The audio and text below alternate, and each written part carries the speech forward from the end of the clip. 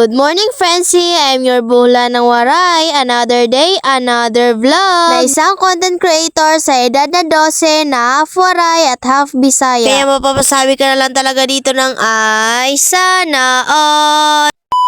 For today's vlog nga is magluluto tayo dito sa bukid ng meriendahan. Hulaan nyo na nga lang kung ano ang lulutuin ko for today's video. Pero for today's vlog is may thrill nga kasi tayo lang ang magluluto. Grabe naman. Sa mga oras na yan is mag-alas 3 na kaya perfect na perfect talaga to pang meriendahan. Lagyan ko nga lang dyan ng malagkit na bigas at hinugasan ko na at nilagyan ko ng 3 basong tubig. Isasain ko nga lang to at pag okay na is ilagay nyo na nga ang gata. Buti nga is meron pa dito malagkit na bigas kaya matutupad ang cravings ko ngayong araw. Eto nga ang ingredients ng ating lulutuin. O diba parang alam nyo na talaga kung ano ang lulutuin ko. Back to the video, nilagay ko nga lang dyan ang kamote, saging, ube at nyog. O diba napaka-special naman talaga nitong lulutuin natin kasi meron itong nyog. Hala, nyog lang, special agad. Pagkatapos nyo nga ilagay lahat ng sangkap, isukay-ukayin nyo nga lang ito para hindi dumikit sa kaldero. Kapag kasi hindi nyo ito inukay-ukay is didikit talaga ito. Lagyan ko nga lang ito ng kaunting asukal kasi sobrang tamis nga nito. Alangan naman lagyan natin ito ng madaming asukal, magkakadiabetes na talaga tayo niya. Luto na nga yan sa mga oras na yan is kukuha na tayo. First na titikim is itong bula ng waray nyo. O diba ako talaga ang unang titikim dyan kasi nga ako ang nagluto. Hala grabe ka naman. Sa mga oras na yan is kumakain na ako dyan at bigla nga ako dyan na pa-thumbs up. Sa sobrang sarap nga nitong kinakain ko is napaso nga talaga itong ate girl nyo. Sa sobrang sarap ba naman is kahit mainit is kinain ko na talaga. Rate ko nga nito is 10 out of 10. Paano ba naman ako ang nagluto? Isagad na natin ito kasi luto ko yan. Marami ko nga sinasabi, hindi ko na nga namamalaya na patapos na pala ang ating vlog for today's video. Kaya yun lang, salamat, God bless, thanks for watching. Mwah.